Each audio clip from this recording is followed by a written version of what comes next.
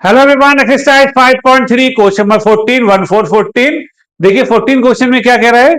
Find the sum of the odd numbers between 0 and 55 0 50 यानी सम निकालिए odd numbers का जो 0 और 50 के बीच में हो। 0 50 को काउंट नहीं करना है, वैसे भी इवन नंबर है 0 50, बट इनको काउंट ही नहीं करनी। इनके बीच में जो ऑड नंबर आ रहे हैं उनका सम फाइंड कीजिए। ऑड नंबर का सम 0 50 के बीच में, 0 के बाद पहला नंबर आएगा 1 3 5 7 डॉट डॉट डॉट डॉट और 50 से पहले जो सबसे बड़ा नंबर होगा वो 49 होगा। ओके, तो ये आपको पता है वो नंबर जो 2 से डिविजन नहीं होते वो ऑड नंबर कहलाते हैं।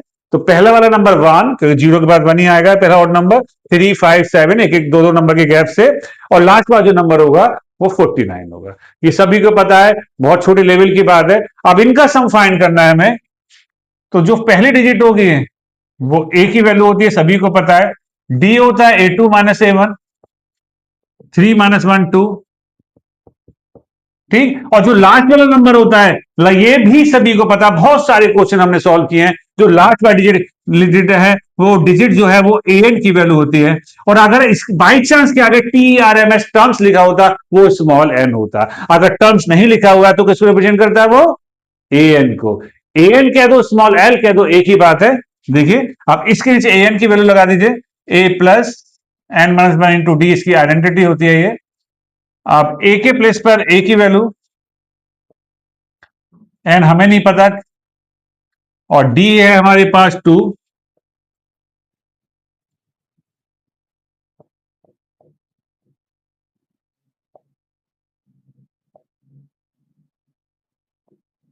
मल्टीप्लाई वाला डिवाइड में जाएगा।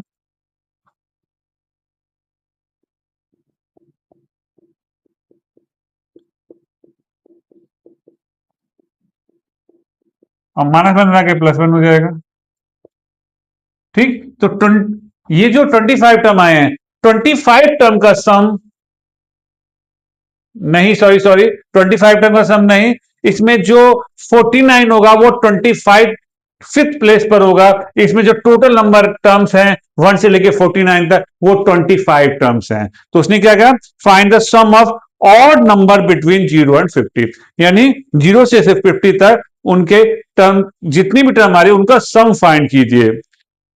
तो अभी तो सम फाइंड नहीं हुआ है, अभी हमें सिर्फ इतना पता लग पाया है कि इसमें जो टर्म्स है वो 25 है। वैसे तो हम ओरली पता लगा सकते हैं, अभी तो छोटा सा नंबर है, पता लगा लेंगे, लेकिन बहुत बड़ा नंबर होगा तो उससे स्मॉल है, इसी टाइप से फाइंड होगा, इसलिए मैंने आपको करके दिखाया। और एग्जाम में भी आपको ऐसे ही करना है।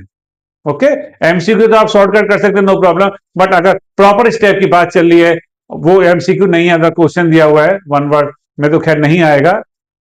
2 या 3 या 4 मार्क्स, या 4 मार्क्स की स्टडी आती है, 5 मार्क्स में आए, जो भी जितने मार्क्स का है, अगर एमसीक्यू नहीं आता है तो आपको इसी मेथड से करना होगा। अब बात चल रही है सम की, नहीं 25 टर्म की सम फाइंड करना है। देखिए सम के लिए SN का फॉर्म लगाएंगे, n/2 2a plus n minus one two D.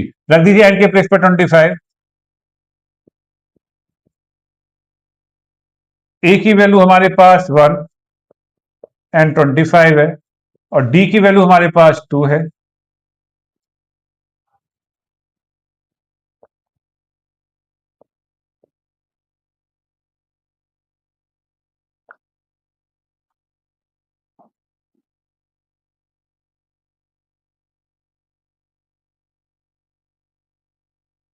Twenty five 625, तो 25 टर्म्स होंगे इसमें, और 25 टर्म का सम 625 होगा।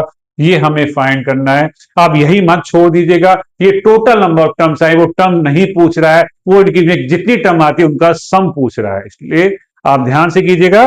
तो इसे जो टर्म्स आई 25 आई, और 25 टर्म का सम यहां लिख दीजिए 25 का टर्म का सम कितना होगा 625। तो मे भी समझ में आ गया होगा। बने रहिए हमारे साथ, करते रहिए प्रैक्टिस। Thank you.